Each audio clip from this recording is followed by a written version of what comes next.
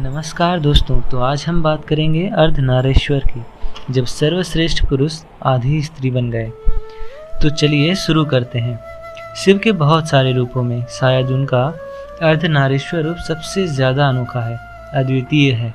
यहाँ अर्धनारीश्वर की कथा, उसके विज्ञान और अर्धनारीश्वर की प्रतीकात्मकता के पीछे की वास्तविकता के बारे में हम आपको बताने जा रहे हैं।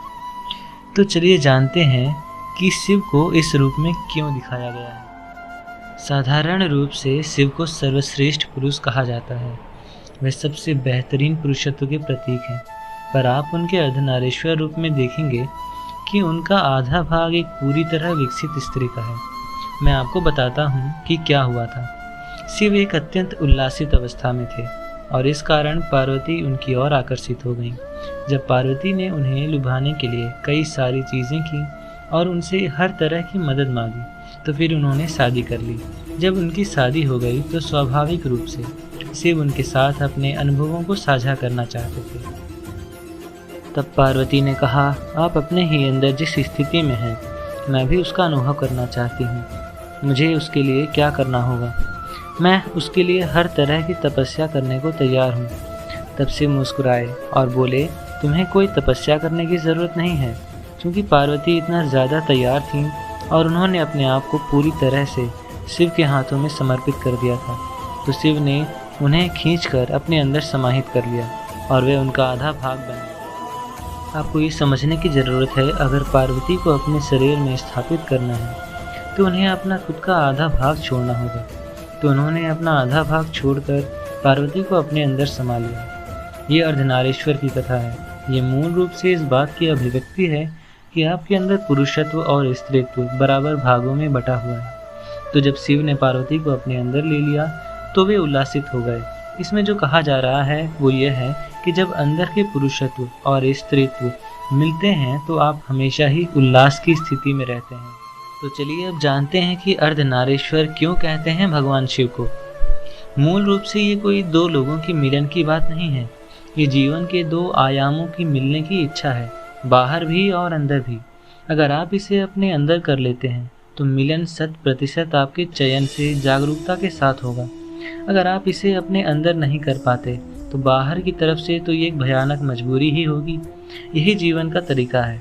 ये तो वास्तविकता है जो एक अंदर द्वंद्वात्मक रूप में बताई जा रही है कि शिव ने पार्वती को अपने एक भाग के रूप में शामिल कर लिया और वे स्वयं ही आधे पुरुष आधे स्त्री बन गए। ये प्रतीकात्मक की बात है, यह दिखाने के लिए कि अगर आप अपने आखिरी स्तर तक विकसित होते हैं तो आप आधे पुरुष और आधे स्त्री होंगे। कोई हिजड़े नहीं, एक पूर्ण पुरुष और एक पूर्ण स्त्री होंगे और तभी आप एक पूर्ण विकसित मनुष्य होंगे। इस दशा में आपका विकास कोई विषम रूप में, कोई आड़े तिरछे ढंग से नहीं होगा, बल्कि संतुलित होगा। आपने दोनों बातें अपने आप बढ़ने दी हैं। पुरुषत्व और स्त्रीत्व का मतलब पुरुष और स्त्री नहीं है, ये दोनों खास गुण हैं। सिर्फ जब अंदर में ये दोनों गुण संतुलित रूप में होते हैं तभी कोई मनुष्य तृप्त जीवन जी सकता है। तो चलिए अब हम पुरुष और प्रकृति की चर्चा करते हैं। अगर आप अर्धनारीश्वर की कहानी को सृष्टि रचना के प्रतीक के रूप में देखें तो ये दो आयाम, शिव और पार्वती या शिव और शक्ति, ये पुरुष और प्रकृति के रूप में जाने जाते हैं। आजकल पुरुष शब्द को हम साधारण ढंग से आदमी के अर्थ में लेते हैं, पर ये वैसा नहीं है। प्रकृति का मतलब है सृष्टि रचना या स्वभाव। पुरुष वो है जो सृष्टि रचना का स्रोत है। ये स्रोत था, सृष्टि रचना हुई और ये अपने स्रोत के साथ एकदम सही ढंग से मिल गई। जिसे पुरुष कहा जाता है वो कारण है जो चीज़ों को मुख्य रूप से आगे बढ़ाता है। जब अस्तित्व में सृष्टि की रचना नहीं हुई थी, जब अस्तित्व उससे पहले के स्तर पर था, तो वो क्या था जिसके कारण ये अचानक हो गया? जिससे सृष्टि की रचना हुई उससे ही पुरुष कहा जाता है।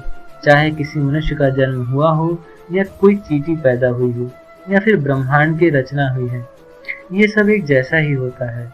हमारे समझने के लिए इसे पुरुष या पुरुषत्व कहा जाता है।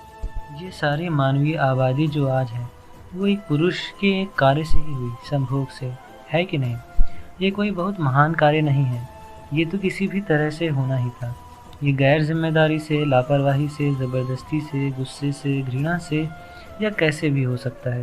ये कोई ज़रूरी नहीं कि ये सुंदर ढंग से ही हो। आप इसे कैसे भी करें, जन्म तो होगा, बच्चे तो पैदा होंगे, पर गर्भ में जो होता है वो चाहे जैसे नहीं हो सकता। वो सही तरीके से और सुंदर ढंग से ही होगा, नहीं तो ये नहीं हो सकता। ये अगर ज़बरदस्ती हिंसात्मक तरीके से हो तो जीवन नहीं होगा, नहीं चलेगा।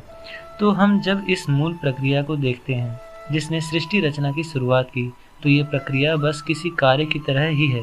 इसे पुरुष कहते हैं, पर जो इसे लेता है और धीरे धीरे जीवन में विकसित होता है उसे प्रकृति कहते हैं। इसलिए प्रकृति को स्त्री रूप में बताया जाता है। आजकल समाज ने और खुद स्त्रियों ने भी स्त्रीत्व को गलत समझा है। किसी कमजोरी के रूप में स्त्रियां पुरुषों की तरह होने का प्रयास कर रही हैं, क्योंकि संसार में अर्थव्यवस्था मुख्य शक्ति बन गई है। सब कुछ जंगल के कानून में बदल गया है। जो सबसे ज़्यादा सक्षम है, ताकतवर है, वही टिकेगा। तो स्त्रियां जब ऐसा करेंगी तो पुरुषत्व हावी हो ही जाएगा। हमने प्यार, करुणा और जीवन को अपनाने की सूक्ष्मताओं से ज़्यादा महत्व बस जीतने को दिया है। आप देखेंगे कि अगर पुरुषत्व हो तो आपके पास सब कुछ होगा, पर कुछ नहीं होगा। समाज में जागरूकता के साथ स्त्रीत्व को सम्मान देना, उसका गौरव करना और उसका पोषण करना बहुत ज़रूरी है। ये स्कूलों से ही शुरू हो जाना चाहिए। बच्चों को कला, संगीत, दर्शन शास्त्र, साहित्य के बारे में वैसे ही जानना चाहिए और उन्हें सीखना चाहिए जैसे वे विज्ञान और तकनीक शास्त्रों के बारे में करते हैं। अगर ऐसा ना हो तो संसार में स्त्रीत्व के लिए कोई जगह नहीं होगी। अगर हम अपने जीवन में पुरुषत्व और स्त्रीत्व दोनों को समान भूमिकाएं नहीं रखते, उनको समान महत्व और सम्मान नहीं देते, तो हमारा जीवन बहुत ही अधूरा और एक तरफा होगा।